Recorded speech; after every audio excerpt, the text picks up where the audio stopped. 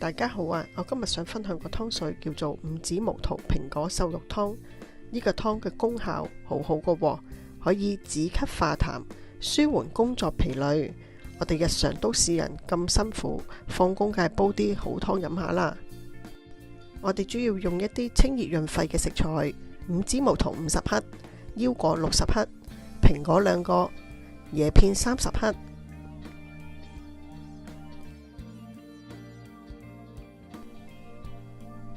仲有無花果3個，南北杏1湯匙，陳皮1片。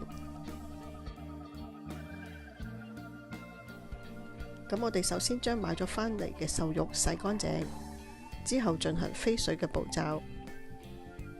凍水落鑊。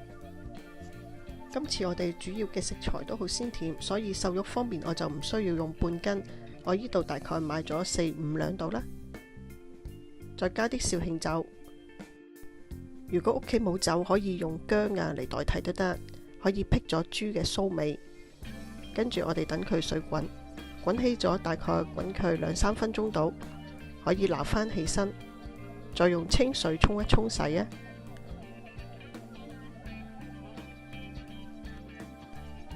好啦，我哋處理埋乾嘅食材，五指毛桃、腰果同埋椰片，我哋用清水清一清洗，沖走咗啲沙塵啊同埋啲雜質。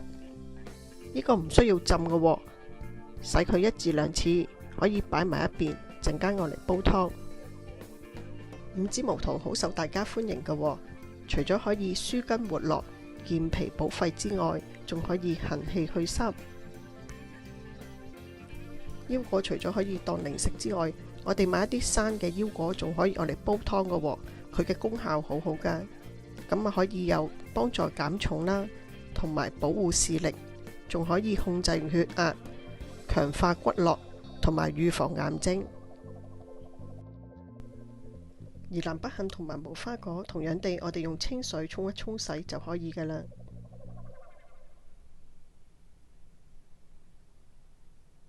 咁無花果可以止咳化痰又潤肺，我哋將佢1開4啊，可以方便出味。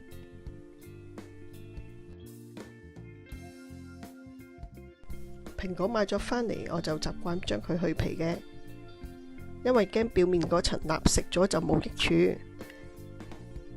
我哋可以用青蘋果或者紅蘋果都得，隨大家喜歡。批完皮之後，我哋將佢去心啊，因為如果放埋個心落去煲出嚟，啲湯就會變酸，冇咁好飲噶啦。之後將佢切開細細件。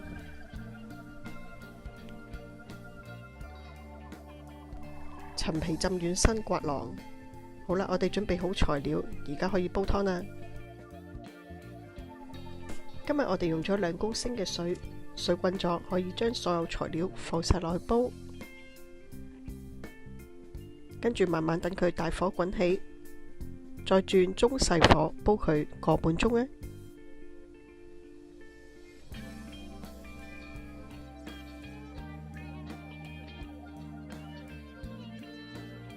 我建議大家唔需要落鹽，因為好鮮甜。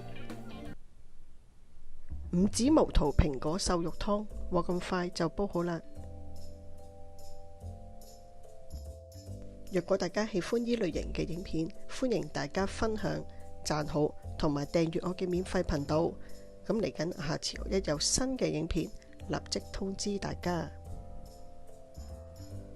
等我試下啖湯先。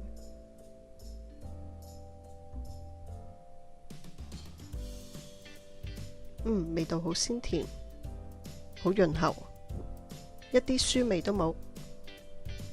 有啲人士好驚落無花果，因為佢話好驚酸，但係一啲酸味都冇，好鮮甜。等我食埋腰果先。腰果好腍，好味，有陣陣嘅腰果油。